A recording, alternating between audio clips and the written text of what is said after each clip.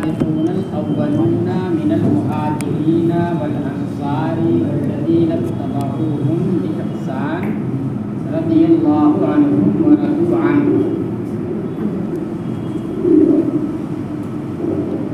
اور مہاجرین و انصار میں سے سب سے اگلے اور پہلے اور وہ جنہوں نے بھلائی کے ساتھ ان کی پیروی کی رضی اللہ عنہم ورضوا عنہ. یہ ہے خبر. السابقون الاولون سے لے کر کے بالاحسان تک یہ بنے گا مبتدا،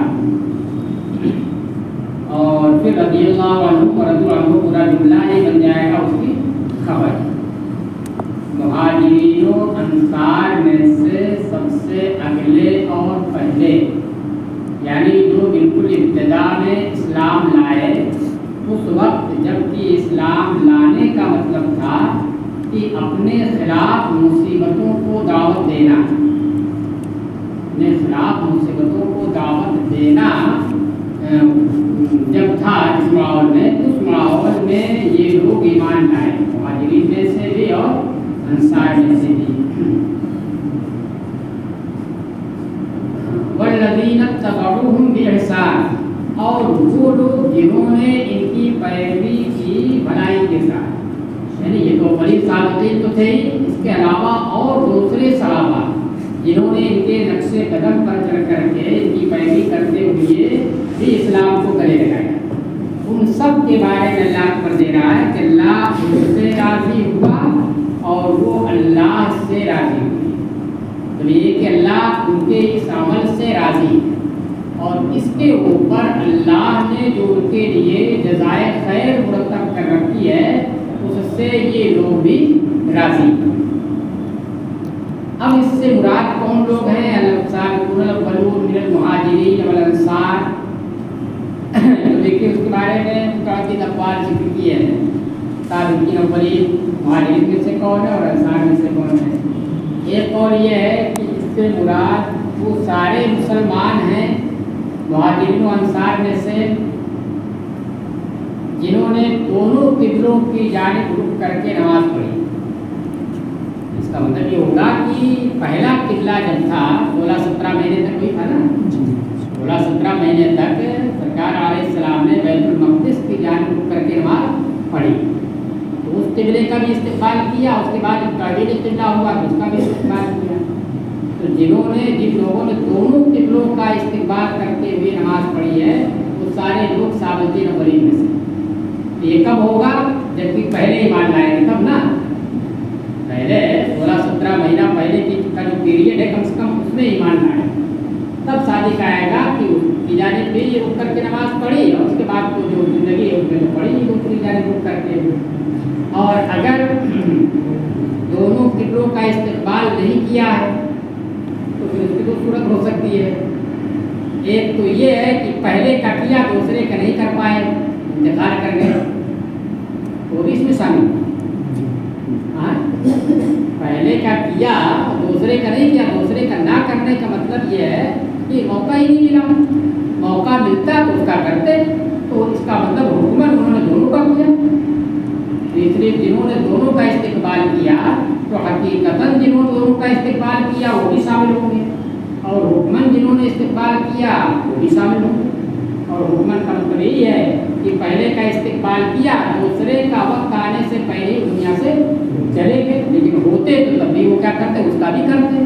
اس کا مطلب حکم لگے گا ان کے اوپر بھی کہ انہوں نے اس کا بھی گویا کیا. ہاں وہ لوگ کہ پہلے کے استقبال کے وقت جو ایمان نہیں لائے تھے ہو گئی کہاں، وہ لوگ نکل جائیں گے کہ جنہوں نے پہلے قبلے کا استقبال نہیں کیا. اس وقت تو استقبال نہ کرنے کا مطلب کہ اس وقت وہ ایمان نہیں لائے، اس کے بعد وہ ایمان لائے تو وہ سابقین اولین میں سے وہ نہیں. مگر وہ کس میں آ جائیں گے؟ والذین اتبعوہم بإحسان میں آ جائیں گے وہ صحابہ. تو اس کا مطلب لے دے کر کے تمام صحابہ کے لیے خوشخبری ہے کہ اللہ تبارک تعالیٰ ان کے اس عمل سے راضی ہے، اور وہ لوگ بھی اس سے راضی ہیں جو اللہ انہیں دے گا، اس کی جزا دے گا.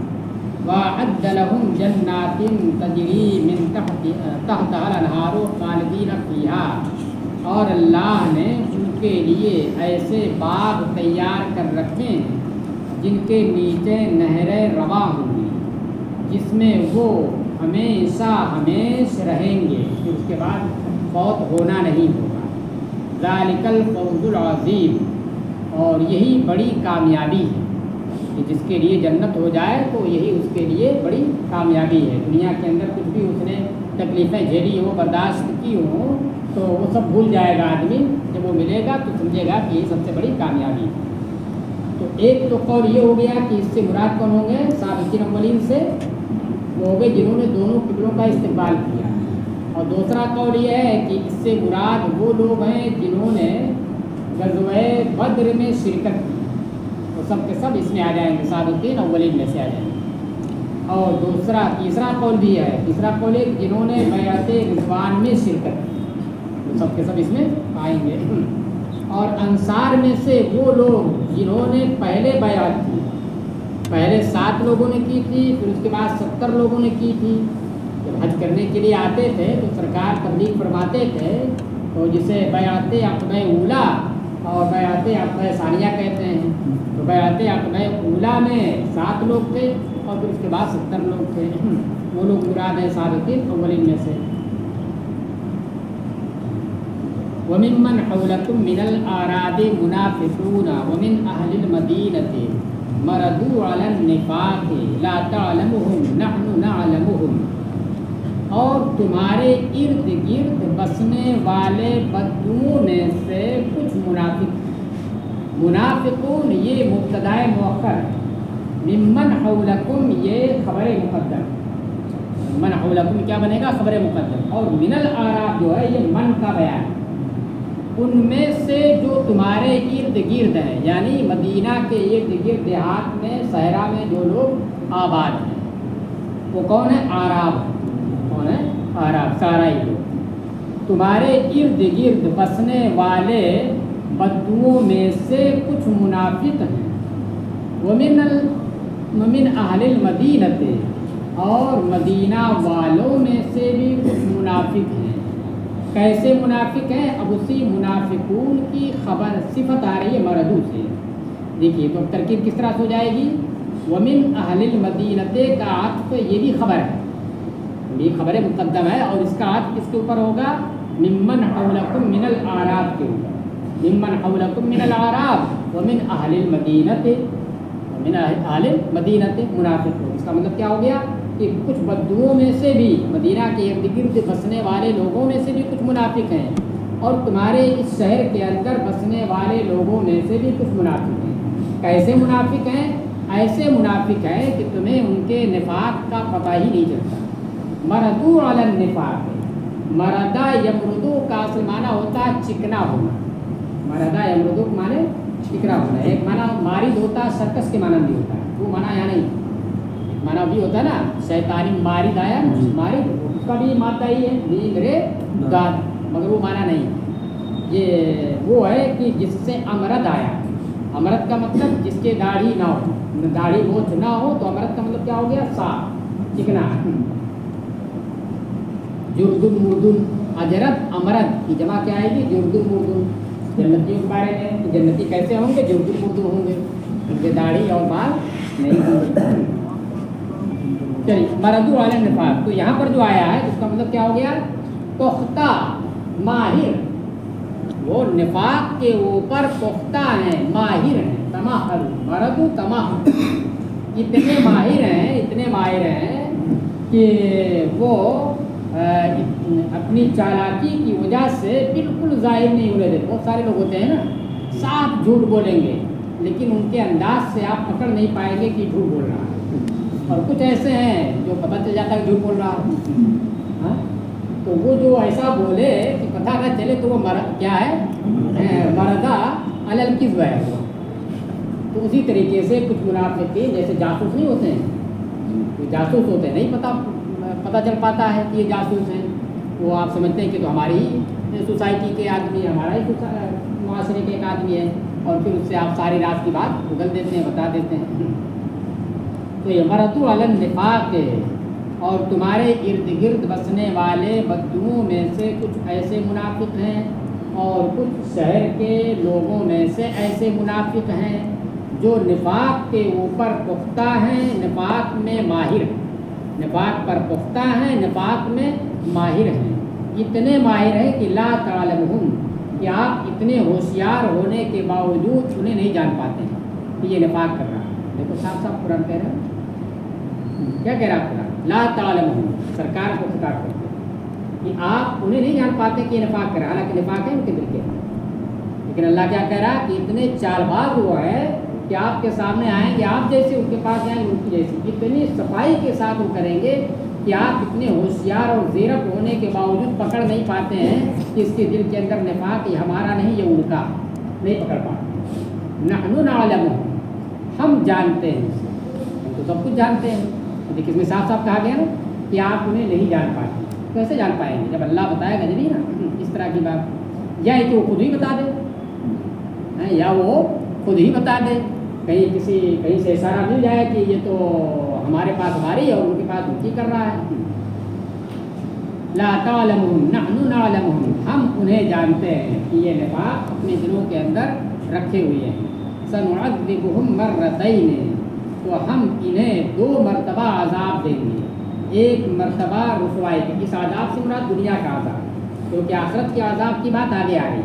ثم یردون الی عذاب عظیم، پھر انہیں بڑے عذاب کی جانب لوٹا دیا جائے گا۔ اس کا مطلب بڑے عذاب کی جانب لوٹا دیا جائے گا، کس عذاب سے مراد؟ وہ آخرت کا عذاب، مگر اس سے پہلے 2 قسم کا عذاب دیا جائے گا۔ تو 2 قسم کے عذاب سے مراد ایک عذاب ہے روحانی اور دوسرا عذاب ہے جسمانی۔ آخرت کے عذاب سے پہلے 2 عذاب دیا جائے گا، ان پر ایک جسمانی اور ایک روحانی۔ روحانی کیا ہے؟ ان کو رسوا کرنا، جیسا کہ ایسا کیا گیا کہ سرکار نے نام لے لے کر کے پکارا اور کہ فلاں تو تم مرافق ہے، تو نکل جا۔ پورے مجمع کے اندر کتنی بڑی رسوائی کی، تو یہ تکلیف، یہ عذاب کیسا ہو گیا؟ روحانی ہو گیا۔ اور دوسرا عذاب وہ عذاب قبر ہے، قبر کے اندر عذاب دیے جائیں گے، وہ جسمانی ہوگا۔ چلیے، سنعذبہم مرتین، ہم انہیں 2 مرتبہ عذاب دیں گے، ایک تو رسوا کرنے والا، رسوائی کی جائے گی ان کی، اور دوسرے عذاب قبر۔ ثم یردون الی عذاب عظیم، پھر بڑے عذاب کی جانب انہیں پھیر دیا جائے گا۔ وآخرون اعترفوا بذنوبہم خلطوا عملا صالحا وآخر سیئا۔ دیکھیے اس کا بھی عطف اسی منافقون کے اوپر ہوگا، اور قومون کی یہ صفت ہوگا، قومون آخرون، اور انہی اہل مدینہ میں سے کچھ دوسرے لوگ بھی ہیں، اعترفوا بذنوبہم، جنہوں نے اپنے جرم کا اعتراف کر لیا۔ غزوہ تبوک میں جانے کے لیے اعلان ہوا، تو چونکہ لمبا سفر تھا تو اس میں جو پکے ایمان والے تھے وہ گئے، اور جو منافق تھے وہ جھوٹے بہانے کر کے رہے، اور کچھ جو ہے معذور تھے مسلمان وہ نہیں گئے، تو ان کے پاس عذر تھا، مثلا مال ہی نہیں تھا ان کے پاس، تو ان کا ذکر پیچھے 10ویں پارے کے آخر میں آیا ہے کہ انہوں نے آ کر کے سرکار کی بارگاہ میں عرضی پیش کی کہ اللہ کے رسول ہمارے پاس تو مال نہیں ہے، آپ خود انتظام کر دیں سواری وغیرہ کا، تو پھر ہم بھی شرکت کریں۔ تو سرکار نے کہا کہ میرے پاس بیت المال میں اس وقت کچھ نہیں ہے کہ جس کے ذریعے میں تمہاری سواری کا انتظام کروں۔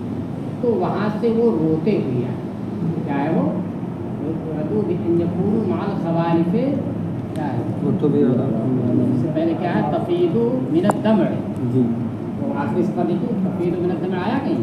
تولوا اعینہم تفید من الدمع، جب سرکار کی جانب سے جواب ملا کہ نہیں ہمارے پاس بھی کوئی انتظام نہیں ہے، تو وہ وہاں سے واپس لوٹے اس حال میں کہ ان کی آنکھیں آنسو بہا رہی۔ تو یہ تو واقعی معذور تھے، مگر پوری مسلمانوں میں سے کچھ ایسے بھی مسلمان تھے کہ جن کے پاس کوئی عذر نہیں تھا، مال تھا ان کے پاس، جا سکتے تھے، ان کو بھی حکم تھا جانے کا، مگر وہ سامت نفس کی وجہ سے نہیں جانے، نفاق کی وجہ سے نہیں، مومن تھے وہ، بس مال کی محبت میں، بھائی جائے گا مال بھی خرچ ہوگا نا، وہ نہیں جا سکتے۔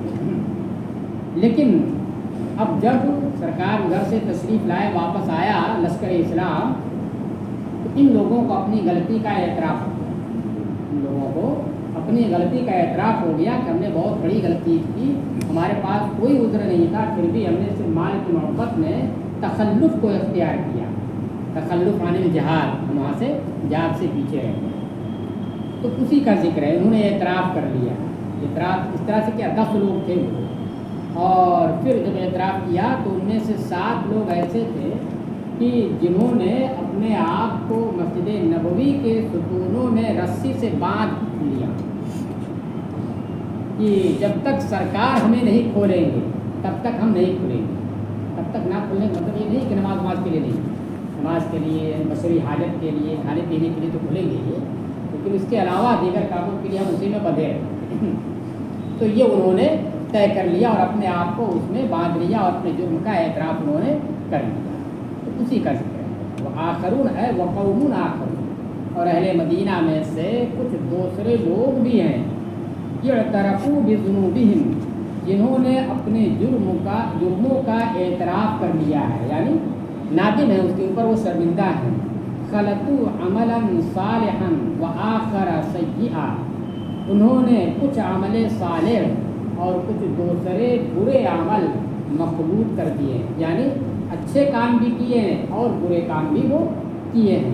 تو برے کام کیا کیے؟ تخلف، برے کام انہوں نے کیا کیے؟ تخلف کیا، جہاد میں جانے کا حکم تھا، یہ اس کے اوپر قادر بھی تھے، پھر بھی جو تخلف اختیار کیا، نہیں گئے، اس سے پیچھے رہ گئے، یہ ہے کیا؟ برا۔ اور نیک عمل بھی کیا ہے، وہ ایمان لے آئے ہوئے ہیں، یا اس سے پہلے اللہ کی راہ میں کچھ خرچ کیا ہے، یا جہاد، دوسرے جہاد میں وہ شریک بھی ہوئے ہیں، تو نیک بھی عمل کیا، برے بھی عمل کیے ہیں، تو دونوں کو انہوں نے ملا دیا، مگر برا عمل جو انہوں نے کیا اس جرم کا انہوں نے اعتراف کر لیا۔ خلطوا عملا صالحا وآخر سیئا، اے عملا آخر سیئا، آخر سیئا یہ دونوں صفت ہے کس کی؟ موصوف محذوف عملا، انہوں نے کچھ اچھے عمل اور کچھ دوسرے برے عمل کو مخلوط کر دیا، میں دونوں عمل کیے، اچھے بھی اور برے بھی۔ عسى اللہ ان یتوب علیہم، امید ہے کہ اللہ تبارک و تعالیٰ ان کی توبہ قبول فرمائے۔ ان اللہ غفور الرحیم، بے شک اللہ بخشنے والا، رحم فرمانے والا۔ اب اس کے بعد یہ ہوا کہ اللہ کی جانب سے یہ آیت جب نازل ہوئی عسى اللہ ان یتوب علیہم، تو پھر اس کا مطلب ان کی توبہ قبول کر لی اللہ نے۔ تو پھر سرکار علیہ السلام اصل میں ہوا یہ کہ انہوں نے کہا، یہ طے کر لیا کہ ہم اپنے آپ کو کھولیں گے نہیں ستون سے، رسی سے، سرکار خود کھولیں گے تبھی ہم کھولیں۔ اب سرکار گئے سفر سے واپس، تو آپ کی عادت کریمہ تھی کہ 2 رکعت مسجد میں جا کر کے نماز پڑھتے تھے، اسی لیے 2 رکعت مسجد میں، سفر سے واپسی پر 2 رکعت مسجد میں نفل نماز، گھر پہ نہیں، مسجد میں 2 رکعت نفل نماز پڑھنا یہ حضور کی سنت۔ جب آپ گئے 2 رکعت آپ نے نماز پڑھی تو آپ نے دیکھا کہ کیا سکتی پوچھا یہ کیا معاملہ ہے، تو سرکار کو بتایا گیا کہ مطلب ان لوگوں نے ایسا جو پیچھے رہ گئے تھے اور اس کا اعتراف کیا، اور انہوں نے اپنے آپ کو باندھ دیا اور یہ طے کیا کہ آپ ہی کھولیں گے تبھی کھولیں گے۔ تو سرکار علیہ السلام نے فرمایا کہ میں بھی اس وقت تک نہیں کھولوں گا جب تک کہ اللہ کا حکم نہیں آ جائے۔ اب جب اللہ کا حکم آیا، یہ آیت نازل ہوئی، تو آپ نے انہیں کھولا، وہ کھولے۔ اب اس کے بعد وہ لوگ گھر گئے اور جن اموال کی بنیاد پر، جن کے اموال کی محبت میں وہ غزوہ تبوک میں شریک نہیں ہوئے، وہ سارے اموال لا کر کے سرکار کے قدموں میں نچھاور کر دیے، اور یہ کہا کہ انہی اموال کی وجہ سے ہم نے یہ جرم کیا، لہذا ان اموال کو ہم اپنے لیے برداشت نہیں کریں گے، اور یہ ہم سب راہ خدا میں صدقہ کرتے ہیں۔ تو اس وقت بھی اللہ کے رسول نے اللہ کی جانب سے آنے والے حکم کا انتظار کیا نہیں، اللہ جب مجھے حکم دے گا تمہارے اس مال کو جیسے کھولنے کا حکم دیا، تمہاری توبہ قبول کرنے کا، تو میں نے کھول دیا، اسی طریقے سے تمہارے اس مال کو قبول کرنے کا جب حکم دے گا تبھی ہم اس مال کو قبول کریں گے، اس کے علاوہ ہم قبول نہیں کریں گے۔ تب یہ آیت نازل ہوئی، خذ من اموالہم صدقۃ تطہرھم وتزکیہم بہا وصلی علیہم ان صلاتک سکن لہم واللہ سمیع علیم۔ اے محبوب تم ان کے مالوں سے صدقہ لے لو. اس کا مطلب پورا مال نہیں لینا, ہاں پورا مال نہیں لینا, ان کے مالوں میں سے کچھ ان کے کھانے کے لیے رہنے دو. ان کے مالوں میں سے کچھ صدقہ لے لو. تطہرہم کہ جو صدقہ ان کو پاک و صاف کرے, وتزکیہم بہا اور جس کے ذریعے تم انہیں بابرکت بنا دو. دیکھیے بہا جو ہے اگر اس کو دونوں سے آپ جوڑ دیتے ہیں کس سے, تطہرہم سے بھی اور تزکیہم سے, تو پھر ایسی صورت میں دونوں کا جو صیغہ ہوگا وہ صیغہ واحد مذکر حاضر غائب نہیں ہوگا. اس صورت میں انتا ضمیر اس کے اندر نکلے گی. معنی کیا ہوگا کہ ان کے اموال سے کچھ صدقہ تم قبول کر لو, وہ صدقہ کہ جس صدقے کے ذریعے جس صدقے کو قبول کر کے تم ان کو صاف ستھرا کر دو اور ان کو بابرکت کر دو. تو زکیہم میں بھی اگر اس کا معنی بابرکت کرنا بھی ہوتا ہے نا, نمو کا معنی ہوتا ہے, زکوٰۃ کا معنی نمو بھی ہوتا ہے اور صاف ستھرا کرنا بھی ہوتا ہے. تو اگر آپ صاف ستھرا کرنا معنی لیتے ہیں تو تطہیر کا بھی معنی وہی ہے اور تزکیہ کا بھی معنی وہی ہو گیا, جس کو ملا کر کے آپ کیا کریں گے کہ جس کے ذریعے تم انہیں صاف ستھرا کر دو. تو یہ دونوں لفظانہ جو ایک دوسرے کا مترادف ہے اس معنی کے اعتبار سے یہ کہا جائے گا کہ یہ مبالغے کے لیے خوب انہیں صاف ستھرا کر اس صدقے کو قبول کرتے ہیں. اور اگر نمو کا معنی لیتے ہیں تو پھر دونوں الگ الگ معنی ہو گیا, تو پھر یہ مبالغہ نہیں, تاکید کے لیے نہیں ہوگا, دونوں الگ الگ معنی ہو گیا.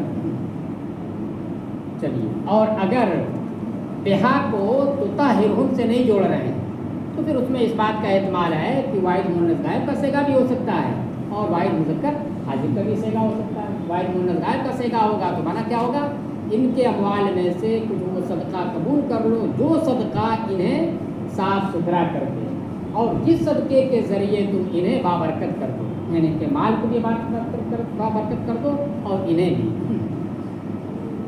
چلیے, تو اب سرکار علیہ السلام نے اس آیت کے نازل ہونے کے بعد ان کے مال کے 3 حصے کیے اور 3 حصوں میں سے ایک حصہ آپ نے لے لیا اور پھر اس کو جو ہے صدقہ کر دیا اور باقی کو واپس کر دیا.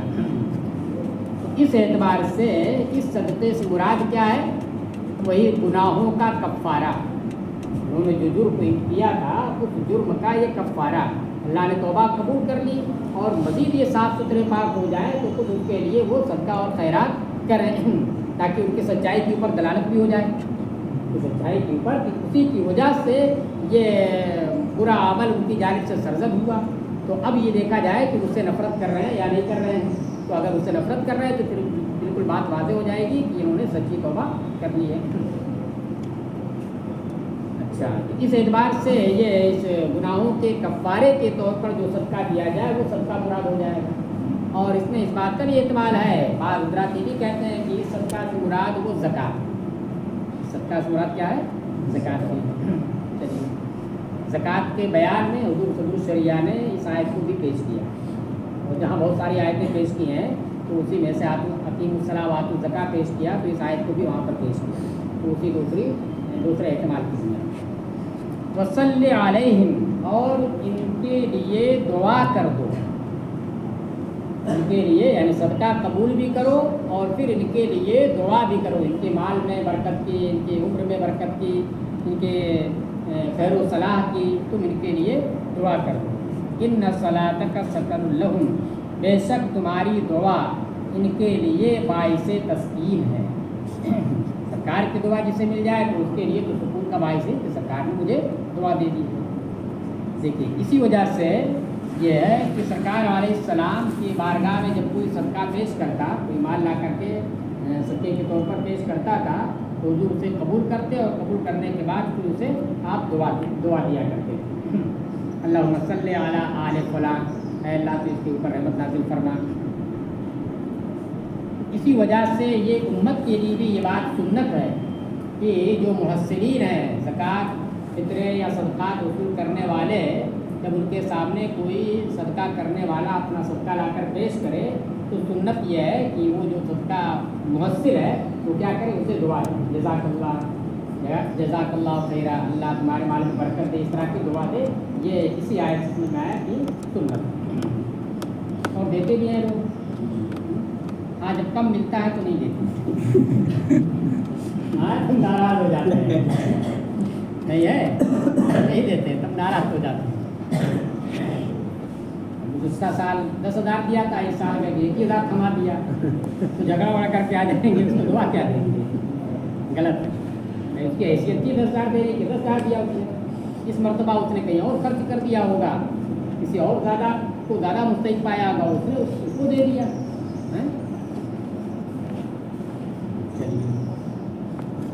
ان صلاتک سکن لہم، بے شک اے محبوب آپ کی دعا ان لوگوں کے لیے باعث تسکین ہے۔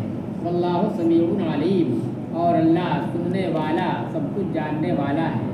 الم یعلموا ان اللہ هو یقبل التوبۃ عن عبادہ ویأخذ الصدقات وان اللہ هو التواب الرحیم، کیا انہیں نہیں معلوم کہ اللہ ہی توبہ قبول فرماتا ہے اپنے بندوں کی جانب سے، اپنے بندوں کی جانب سے اللہ ہی توبہ قبول فرماتا ہے۔ اور توبہ کب ہوتی ہے؟ جب آدمی گناہ کرتا ہے اس کو توبہ کرتا ہے۔ وَيَأْخُذُ الصَّدَقَاتِ، اور صدقات کو قبول فرماتا ہے، یا خود کرنا کیا کیجیے قبول فرماتا ہے۔ وَأَنَّ اللَّهَ هُوَ التَّوَّابُ الرَّحِيمُ، اور یہ کہ اللہ تبارک تعالیٰ ہی بہت توبہ قبول فرمانے والا اور رحم فرمانے والا